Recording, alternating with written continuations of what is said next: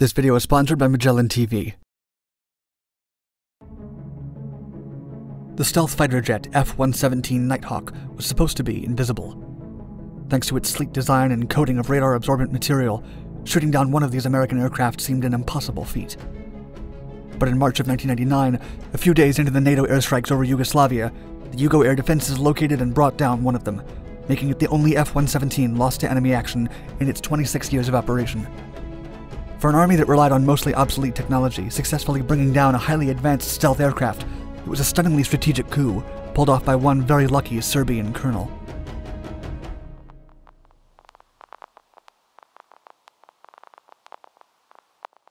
During the NATO bombing of Yugoslavia, air defense weapon systems were pushed to their limit to take down one of the most advanced pieces of aviation technology in the world. But what about modern weapons capabilities at sea? Check out the documentary Sinking a Destroyer from Magellan TV that asks which military branch is the best at taking out a modern warship. Magellan TV is a new type of documentary streaming membership created by filmmakers that brings over 2,000 documentaries to all of your devices. Visit try.magellantv.com/darkdocs or click the link in the description below to get a free 1-month trial. Watch the Magellan TV documentary Sinking a Destroyer to see the live-fire exercise of Operation Trident Fury that sought to find out what it would take to sink the 5,100-ton HMCS Huron. Support Dark Ducks and check out Magellan TV with your 1-month free trial today. Even more new programs are being added every week. Be sure to click on the link in the description below or visit try.magellantv.com/darkdocs.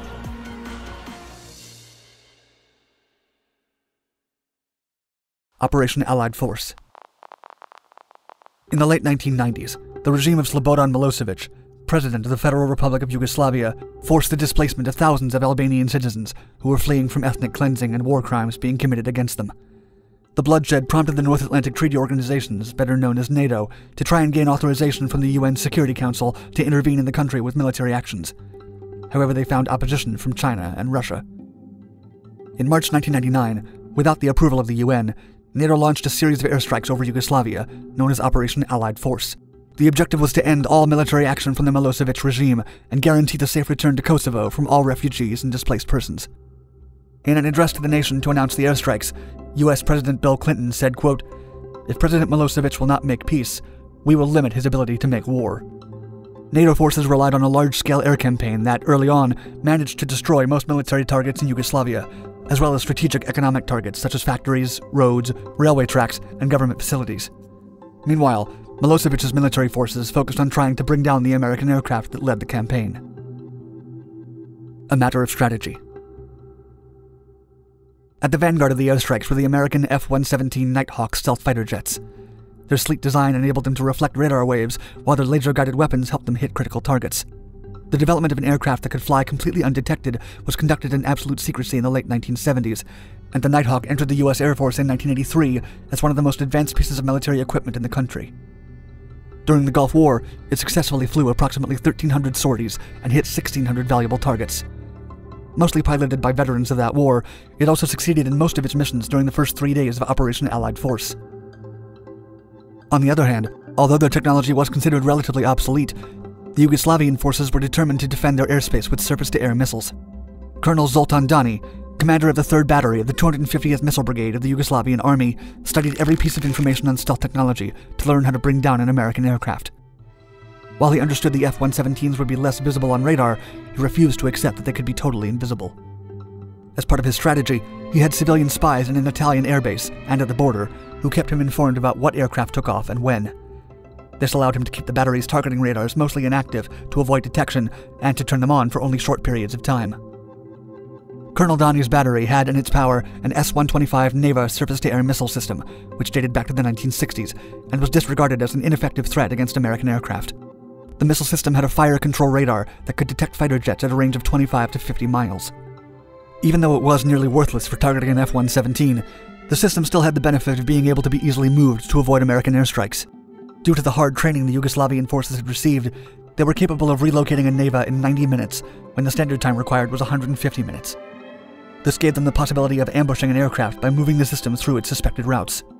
The Serbians also had the P-18, a Soviet Union early warning radar that operated in the VHF frequency. After experimenting with the system at its lowest frequency, they discovered it was capable of identifying an F-117 flying within 15 miles. With the combination of both systems, the Serbians could intercept an F-117 at a short range, and once it was close enough, activate the radar in its direction. By the time Operation Allied Force began, NATO didn't know the Yugoslavian air defense had a lethal weapon in their hands. Vega 31. It was a moonless night on March 27, 1999, only a few days into Operation Allied Force, when 4 F-117s prepared to take off from the Aviano Air Base in northern Italy. Lieutenant Colonel Dale Zelko, a veteran from Operation Desert Storm, was assigned to fly the F-117 call sign Vega 31. The bad weather forced NATO to ground the electronic warfare aircraft known as the Prowlers, which were used to detect, jam, and destroy enemy radar installations. The Vega 31 was to fly its mission without the support, which, in previous operations, had blocked the Yugoslavian air forces from operating their radars effectively. The aircraft also lacked a radar of its own. The only system it had that worked as a radar warning receiver was retracted during the mission. Vega 31 was flying blind. The NATO forces were unaware that their operations security had been compromised. The Serbians had civilian spies in Italy, where the aircraft was taking off. They also had access to NATO's communications in the area, which allowed them to listen in to the conversations between the US pilots and the radar planes that directed them. Donnie personally learned about the bombing plans and routes from listening to the pilots' conversations. After following the same routes for 3 days, the F-117s had also become predictable. Colonel Donnie got intelligence that Vega 31 was flying without the Prowlers and knew where it was coming from. Quickly, his diligent battery set up the S-125 missile system in the way of the aircraft's suspected route. Their P-18 radar detected the F-117 at a range of 15 miles, but the fire control radar detected nothing. However, they decided to try again. Aboard the fighter jet, Colonel Zelko was flying through mountain valleys, which forced him to pull high bank angles and made the aircraft a mirror to radar systems. Experts in aviation have acknowledged that the airplane was being flown at angles that left it particularly vulnerable. When Zelko opened the weapon bay doors to drop his ordnance, the Serbian fire control radar finally detected the aircraft at a range of only 5 miles away. 2 missiles were launched against Vega 31. Colonel Zelko watched as the first one flew over him, causing some buffeting. However, the second detonated in close proximity, badly damaging the aircraft and sending it tumbling through the air. In an interview, Zelko described, quote, "It went from extreme violence to instant calm, like somebody flipped a switch. He tried ejecting from the aircraft, but the intense G-forces provoked by the detonation made it difficult to position it correctly for ejection. Eventually, his parachute deployed. While still descending, and afraid that he would immediately be captured by Yugoslavian forces, he used his survival radio to issue a mayday call. He thus became the only pilot to be shot down in an F-117. Zelko landed about a mile from where the aircraft crashed. Once on the ground, he avoided being discovered by policemen, soldiers, and local villagers by covering his tracks and hiding in a drainage ditch. Although the searchers came close to finding him, he was picked up just in time by a rescue helicopter around 8 hours later. According to some reports, when Colonel Donnie learned that they had brought down an F-117, he exclaimed, "Bingo," and then encouraged his team to get back to work. Years later, he confessed to the BBC that taking down the airplane had felt like scoring the winning goal in a football match. We didn't know it was invisible.